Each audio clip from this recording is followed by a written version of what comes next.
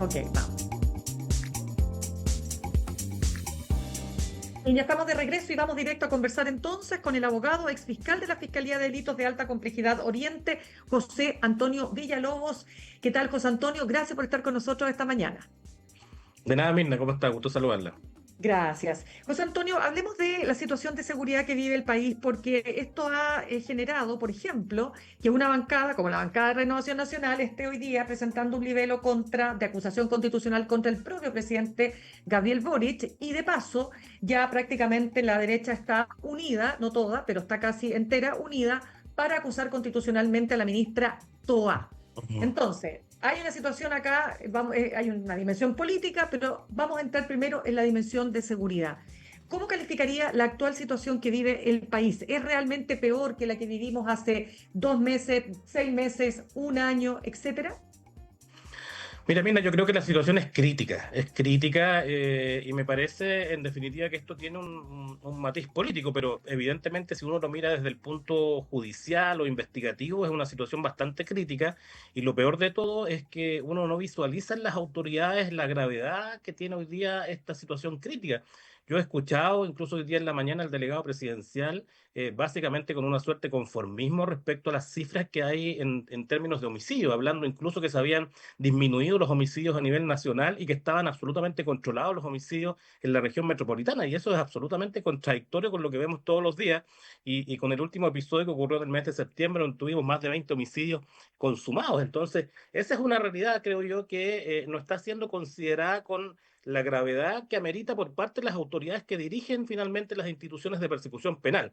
Y digo esto pensando en definitiva en que si bien la modificación o el cambio de ciertas autoridades no va a mejorar necesariamente esta persecución penal, se requiere, a mi juicio, que por lo menos en temas de prevención de delitos, donde hemos tenido resultados nefastos, por lo menos hay un cambio de lineamientos para que en definitiva se creen nuevos planes para perseguir penalmente los delitos y efectivamente tengamos algún tipo de prevención relevante, cosa que hasta el minuto no ha sucedido a mi juicio, porque finalmente los planes de Calle Sin Violencia y todos los planes de coordinación con las fiscalías o con las policías no han dado ningún resultado.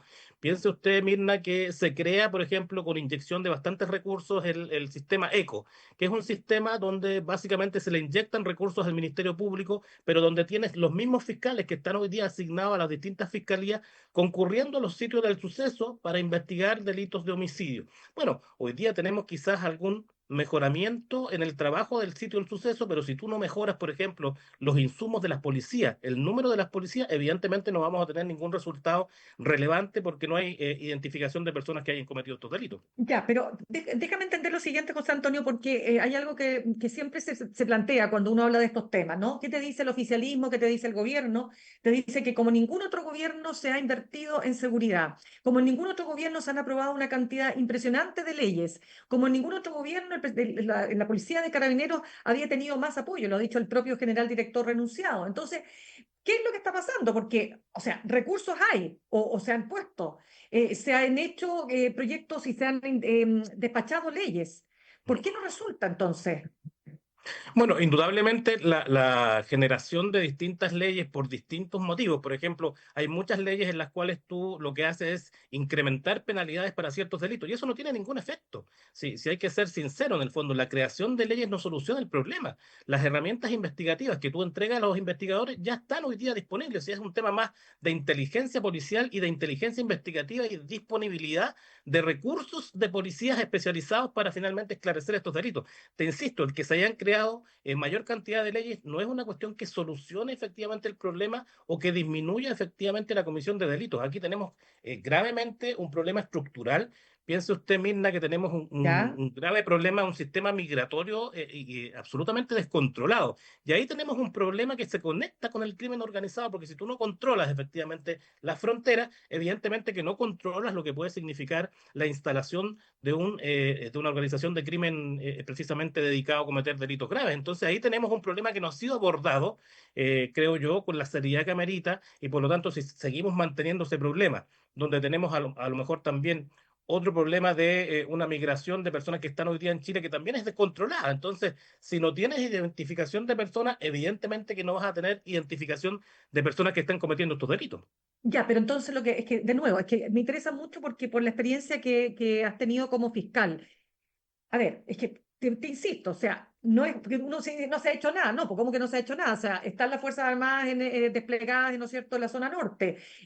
Ha habido estados de excepción en el sur, miles de estados de excepción que se van renovando uno después del otro. Están estas leyes, están estas iniciativas, pero entonces, lo que te vuelvo a decir, ¿qué es lo que Mm. tendría que ocurrir? ¿Qué es lo que tendría que ocurrir para dar el cambio, ¿no? Para que se genere un turning point, como se dice.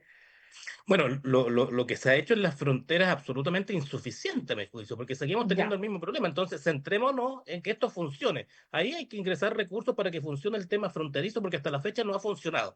Y si tú me dices, ¿qué pasa con la identificación de las personas que están cometiendo los delitos? Bueno, tampoco ha funcionado. Se han creado leyes, las leyes no funcionan absolutamente por sí, ¿no? Por sí solas. Necesitan, en definitiva, de un análisis especialista y de una coordinación que hoy día hasta la fecha no se ha hecho con las policías y las fiscalías, porque evidentemente, Mirne, te lo digo por experiencia, Claro.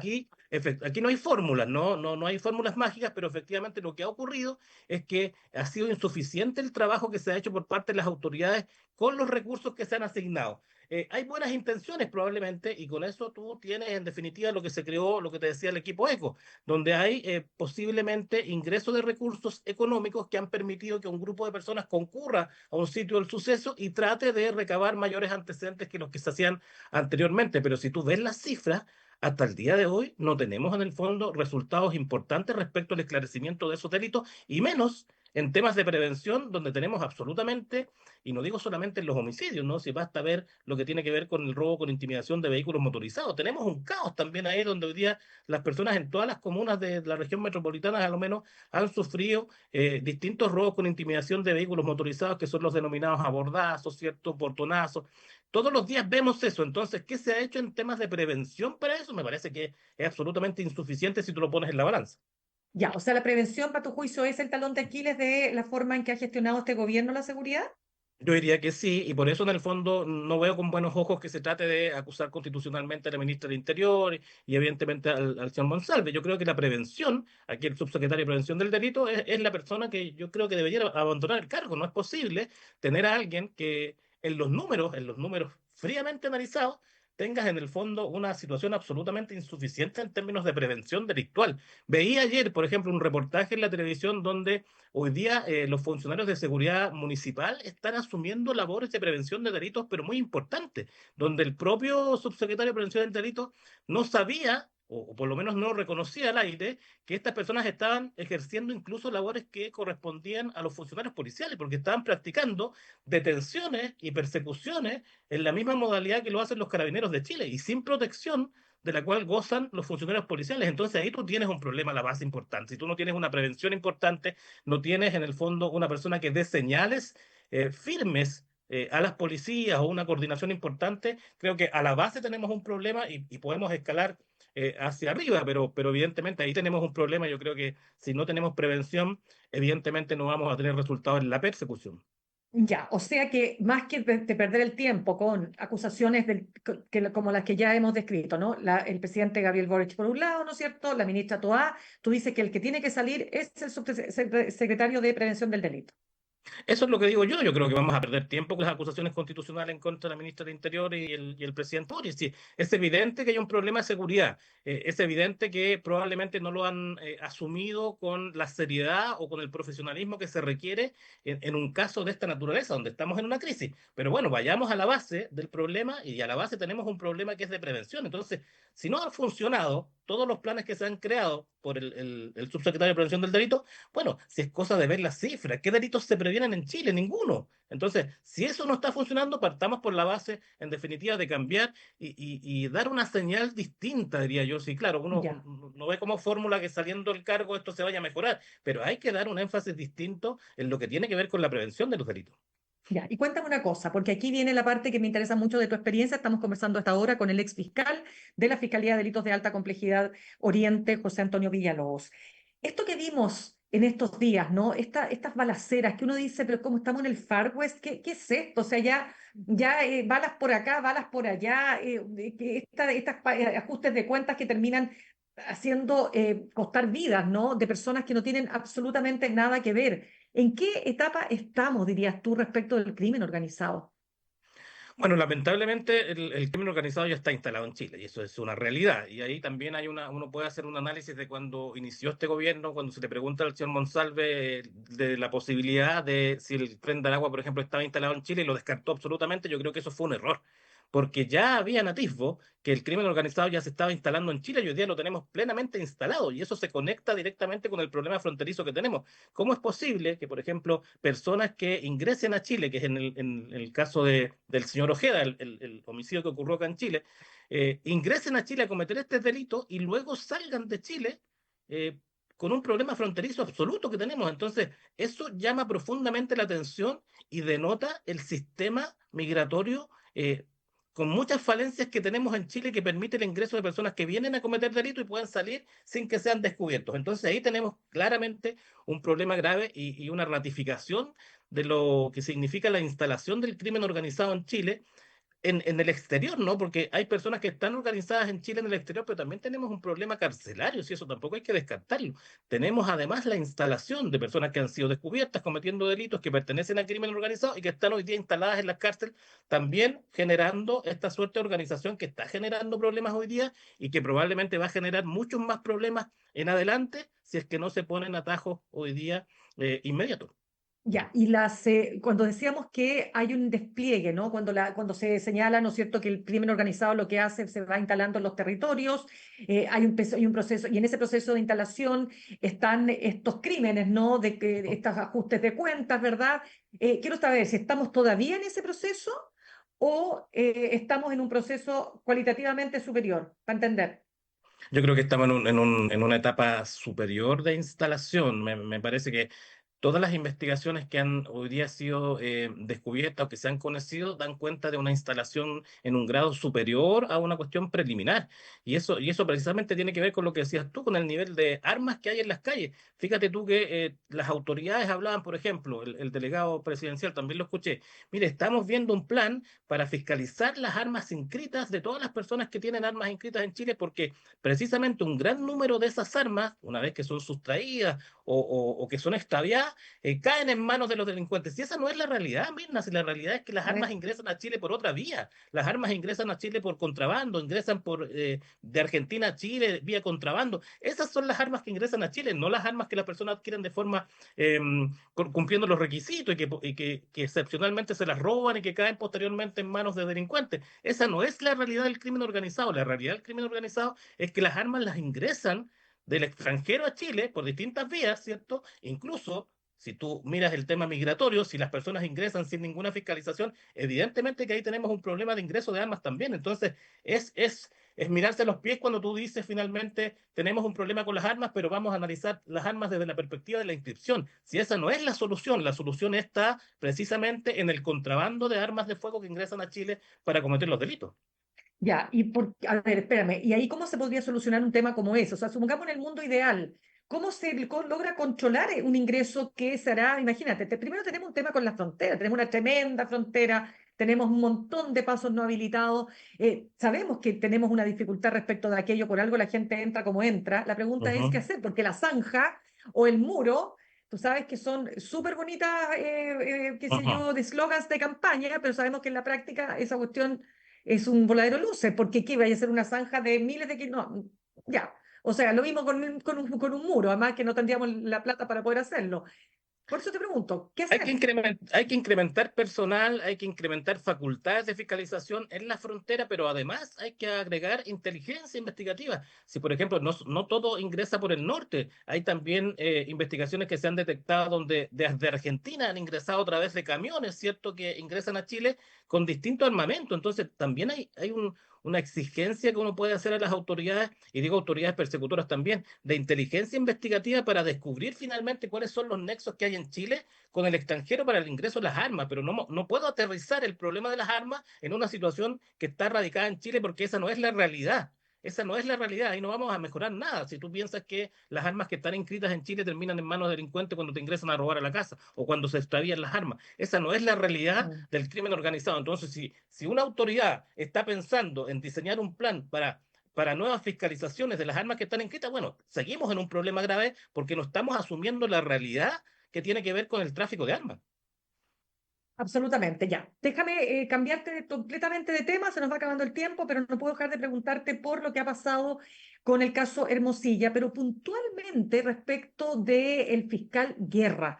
El fiscal Guerra sale de la Universidad San Sebastián, digamos, ¿por qué? Porque sale salpicado en este caso por una serie de situaciones que se han revelado, y lo último que supimos es que él habría recibido 19 millones de pesos de un abogado en una causa que él veía como fiscal y que llevaba por otro lado este abogado. Esto es una información que publicó Ciber Chile. ¿Cómo ves la situación de lo que ha pasado con este ex fiscal?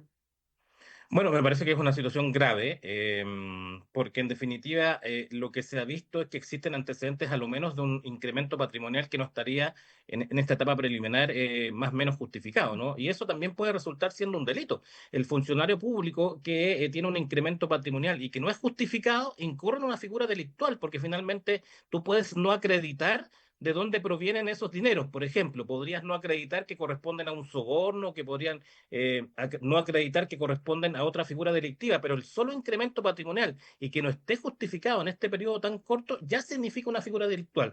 Si a eso finalmente tú lo conectas o lo que haces es generar posibilidad de esclarecimiento de otro tipo de ilícitos en relación con haber obtenido algún beneficio y que él haya realizado algún tipo de acción irregular o contra sus deberes del cargo, evidentemente que tienes otras figuras delictivas que pueden llevar, por ejemplo, a otros delitos funcionarios, pero me parece grave la vinculación que se ha hecho hasta el minuto respecto de esta posibilidad de un incremento patrimonial injustificado, que hoy día no lo sabemos, pero a lo menos en los primeros antecedentes aparece por lo menos más o menos excesiva algún tipo de adquisiciones que se habrían hecho momentos después de haber dejado el cargo de funcionario público. El funcionario público, Mirna, cuando ejerce Ujú. un cargo, en este caso como fiscal, recibe todos los meses en su cuenta corriente el sueldo que corresponde a lo que a la función que desempeña. Y no debiera tener otros ingresos salvo algunas actividades educacionales que puede ejercer como profesor.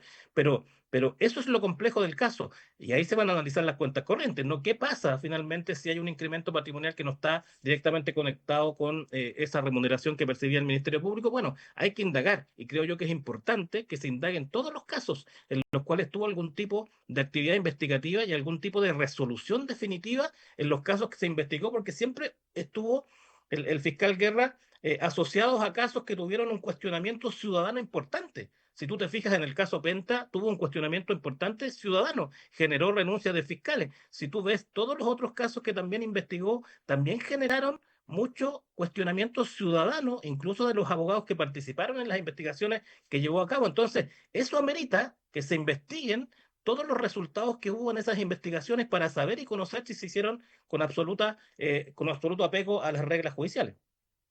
Ya pues, José Antonio Villalobos, abogado, ex fiscal de la Fiscalía de Delitos de Alta Complejidad Oriente, quiero darte las gracias por haber estado con nosotros esta mañana. De nada, que estés muy bien. Gusto saludarte. Chao. Gracias, gracias a ti.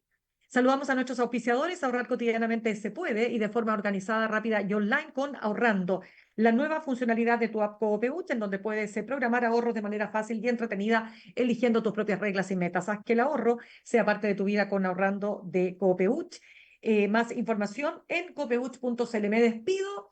Nos reencontramos mañana. Recuerden que vamos a estar muy atentos a la formalización del ex ya director, general director de Carabineros, Ricardo Yáñez, y por cierto, a todas las informaciones relativas a estos anuncios de acusaciones constitucionales, tanto contra el presidente como contra la ministra del Interior. Nos reencontramos mañana a las 8 en punto. Que tengan un buen día. Copeuch Inversiones, el sitio donde todos pueden invertir, presentó Al Pan Pan en el Mostrador Podcast. Cerramos por hoy Al Pan Pan con Mirna Schindler. De lunes a viernes de 8 a 9 de la mañana, entrevistas para partir el día. El Mostrador Podcast, el poder de la independencia.